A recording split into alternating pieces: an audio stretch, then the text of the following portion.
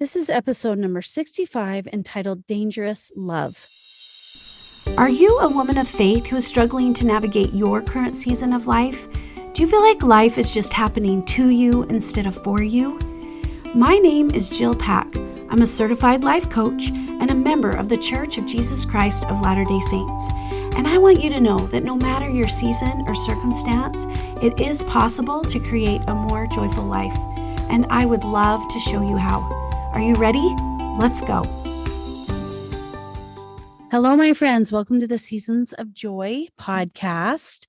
I am happy to be here and I'm looking forward to sharing with you some of my thoughts about dangerous love. But before I get started, I wanted to remind you of the two ways that you can work with me. The first way is by joining my Seasons of Joy community Facebook group. This is a free group and it's an opportunity to see what coaching is like in a group setting. I have 2 calls a month. One is a workshop and the other is an open coaching call. It gives you an opportunity to see what it would be like to work with me and gives you a taste of the magic of coaching. It's a great way to start. It's a great place to start understanding the power of coaching. The second way that you can work with me is privately. I have a 12-week one-on-one coaching program called the Season of Creation. And it's where we take the concepts that I teach on my podcast and in my free Facebook group to a deeper level. We take all of these concepts and apply them to your life, to your situation individually. And we dive deeper to find solutions to what's causing you a problem. So those are the two ways you can work with me. And the links to learn more about either one of those is found in the show notes. So now on to today's episode. Dangerous Love. Dangerous Love is one of my most favorite books written by author Chad Ford. Chad Ford is an associate professor at BYU Hawaii, and he teaches about conflict resolution. And he also is a consultant with the Arbinger Institute. And a few years ago, I was listening to Chad on a podcast, and he was talking about his new book that was coming out and some of the concepts in it that he teaches.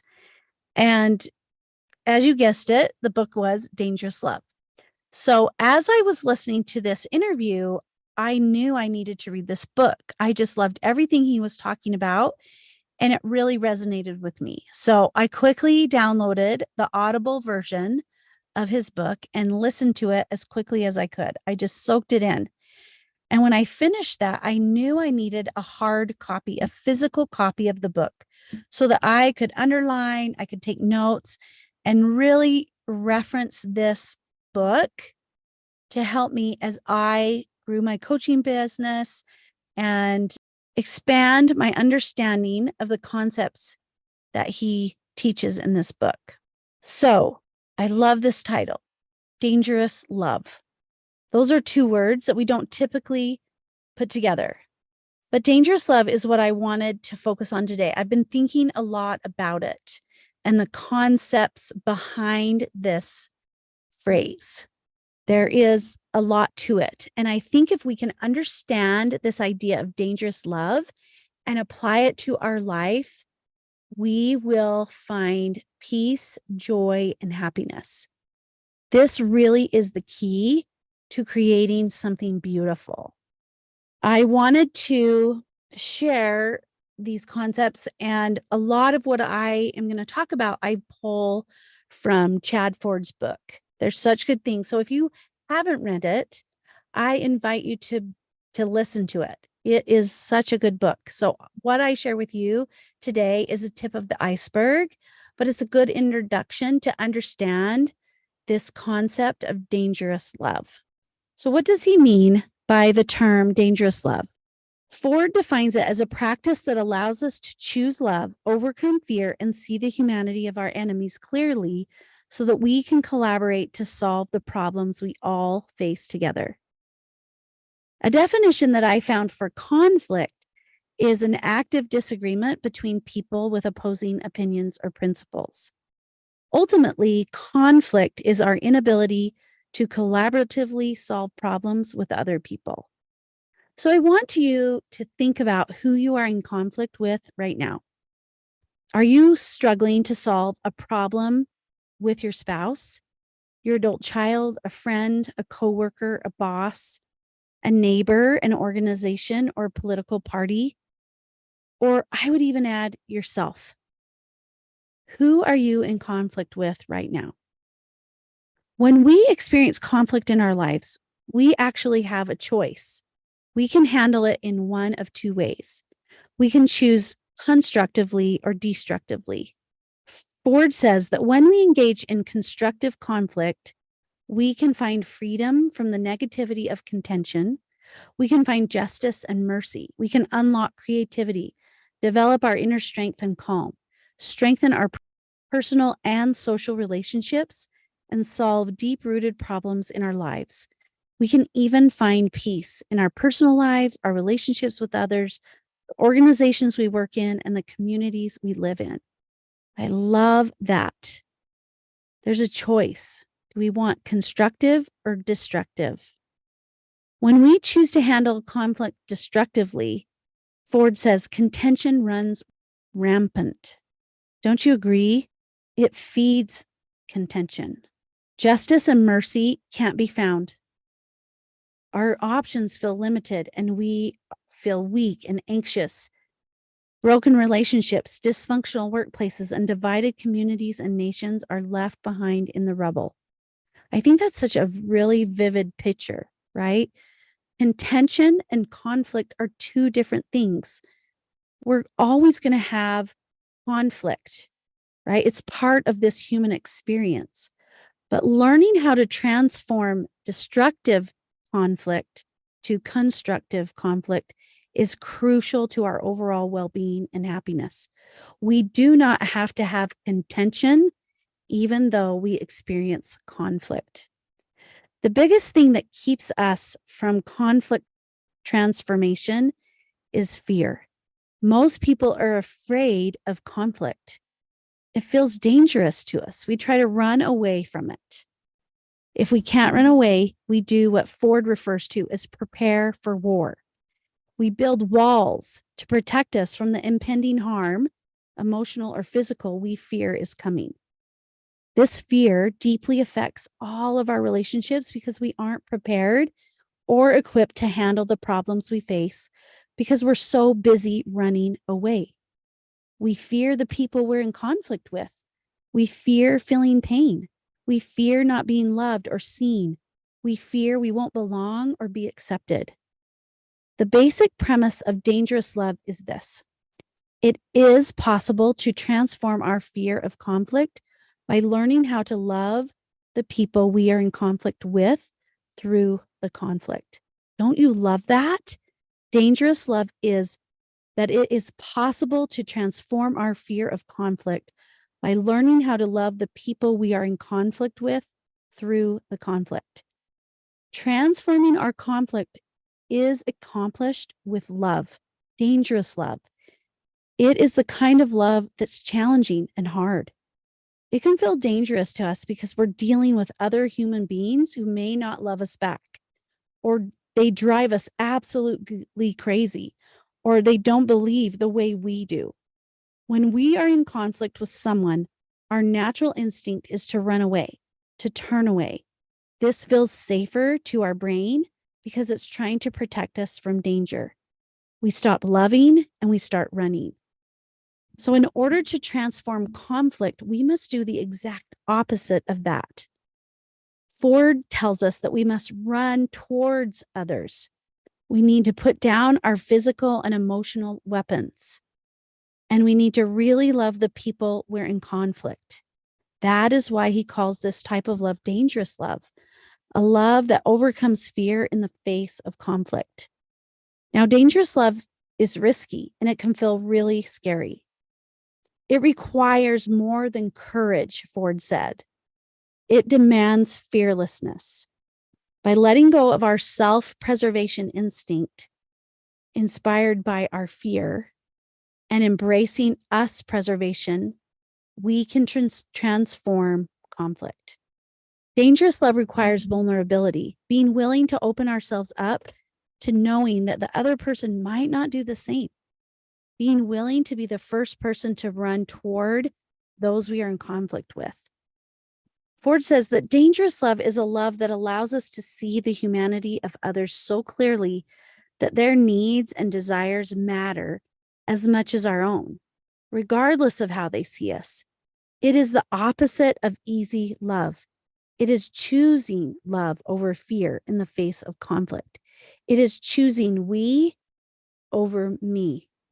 The way that we view others, ourselves, and conflict will transform because of love, dangerous love. We no longer see others as our enemies. We see us.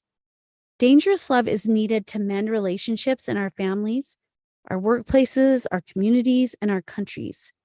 So, what type of conflict would you say you're experiencing right now? Do you feel angry, disappointed, frustrated, irritated, stuck, shame, hopeless? Do you believe that finding peace in your conflict is impossible? Does a solution or a resolution to your conflict seem out of reach? Do you believe that if you fight hard enough, the other person will finally see things your way? When we are in conflict, it's so easy to see how other people should change. But I want to invite you to think about how you can apply the tools I'm going to talk about today to work on changing yourself. The truth is we can't control how others handle conflict, but we can change how we do. By changing ourselves, we actually can change the world one conflict at a time. Conflict is actually an opportunity for us to learn and to grow and become the best version of ourselves. It really is the catalyst for change, for becoming our best selves. Our ability to see the humanness in ourselves and others helps us to set down our weapons of war and the heaviness of fear. I want to share with you the 4 steps of practicing dangerous love that are mentioned in Chad Ford's book. Step number 1, let go of our fear of conflict. When we can view others as human beings just like us, we are better able to value and respect them. Yet, if we believe our problems are unsolvable, we block our creativity and we stop asking questions. We stop getting curious.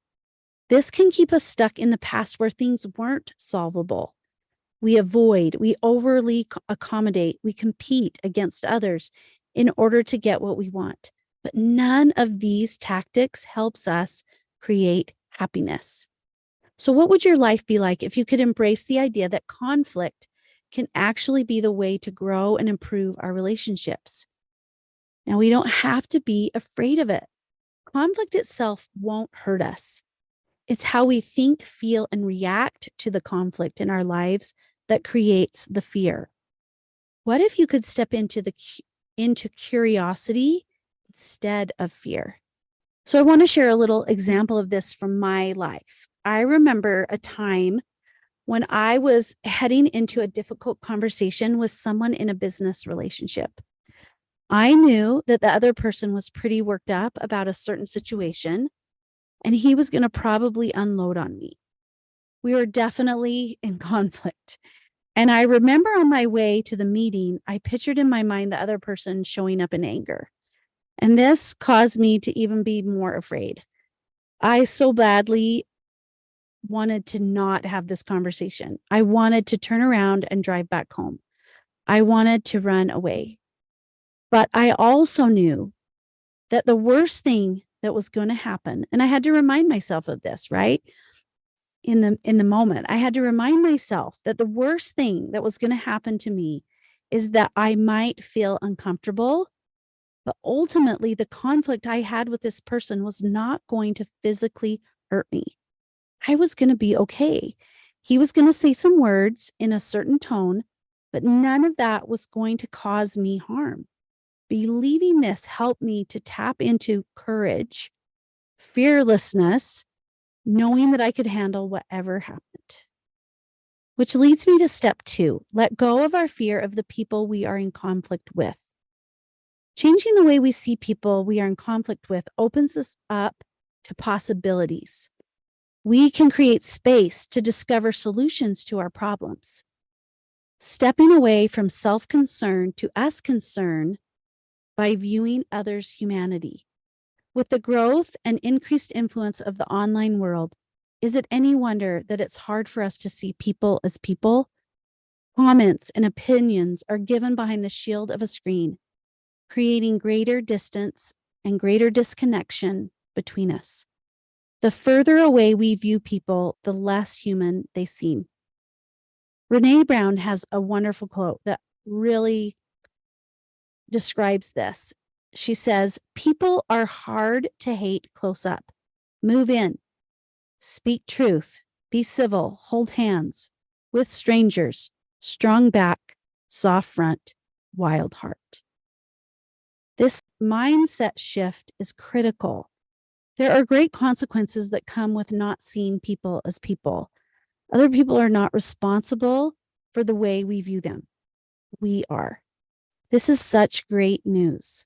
We don't have to wait for someone to change in order to view them differently. So as I drove to have this difficult conversation, I began focusing on what I could control. I could control how I responded and how I viewed this other person. I knew that I couldn't change what happened in the past, but I could focus on moving forward.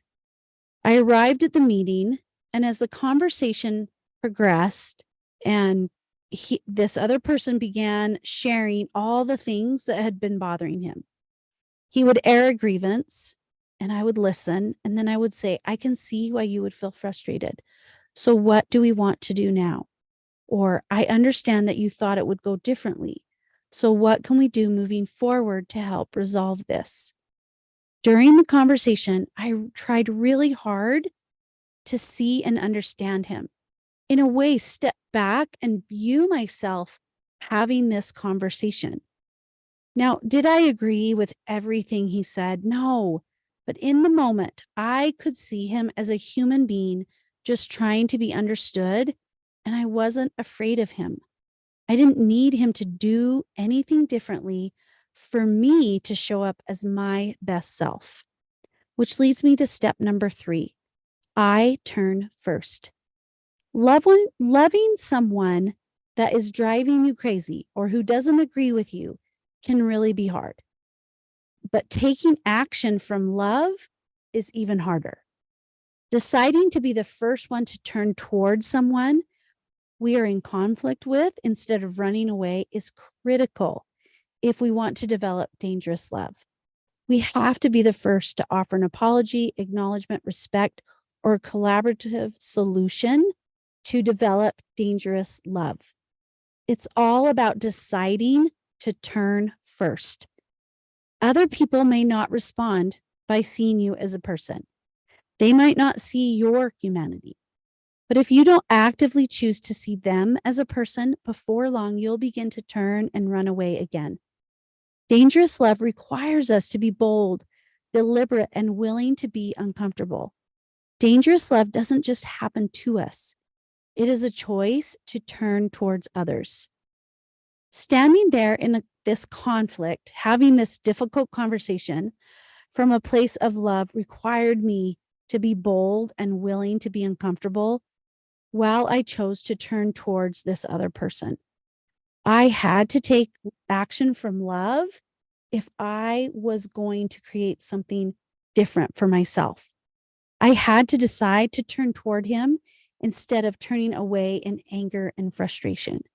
Because the truth is, the only person that's really going to feel the anger and the frustration was me. If I chose love, it was going to feel better. So again, it required me to be bold and willing to be uncomfortable so I could feel love. Which leads me to step number 4, invite them to turn. Even the smallest actions of acknowledgement, recognition, humility, and determination to find solutions invites others to turn towards us instead of running away from us. Dangerous love requires an intentional commitment to loving someone through conflict every day. I love that. It's an intentional commitment to love someone through the conflict. It isn't about grand gestures, right? And being intentional helps us to not just survive, but thrive in our relationships with our loved ones and our enemies. So my business associate had come prepared for war. And I can remember as this difficult conversation progressed, the walls he had put up were beginning to lower. He was setting some of his weapons down. My willingness to turn toward him invited him to turn toward me. Now, again, we didn't agree on everything, but we were able to find mutually beneficial solutions in order to resolve our conflict. And as I drove home from this experience, I remember thinking, wow, I did it. It was a really hard conversation, but I had learned so much from it. Relief just washed over me for a couple of reasons. First, I was so grateful for this experience because I proved to myself that I can choose to show up as the person I want to be in conflict, no matter how the other person shows up. Second, my ability to show up as my best can really invite change in others. Now, is that why I do it? No, but it's an invitation for them to turn. So by taking these 4 steps that I just shared with you, right? Letting go of the fear of conflict, letting go of the fear of the people you're in conflict with, turning first and inviting them to turn can help you become the person who will choose love over fear in the face of conflict. The person who gives hope in a time of hopefulness. The person who will be an influence for peace when anger and anxiety reign. So one of the invitations that Ford shares in his book, I think really tie these 4 steps together. And he says that every day he prays and asks Heavenly Father to help him see one person as a person today. Just one. When we can see each other as people, we begin to realize that we all have flaws and frustrations and hopes and dreams and challenges, right? We all do. The other person that we're seeing as a person becomes alive to us. They matter just like we matter. And the thing that I think is so cool about seeing one person as a person today, as this idea of dangerous love becomes real and personal. It's easy to look at the world in general and think that we see everyone as people. But what about the person you are in relationship with? What about the annoying boss or the frustrating neighbor or the stranger who cut you off in traffic? Can you see them as a person today? So I want to leave you with that. Is there someone in your life that you could begin seeing as a person today? That's all I have for you. Thank you for listening and have a joyful week. Thank you so much for listening. If you like what you hear, I would love it if you would share it with your friends and family and leave me a rating and review. If you'd like to learn more about what life coaching is, please schedule a free discovery call with me where we can work together through something that's causing you a problem. Just go to my website, seasons-coaching.com, and you can also find information about my Seasons of Joy one-on-one coaching program and my Seasons of Joy community. Have a joyful week, and I'll see you next time.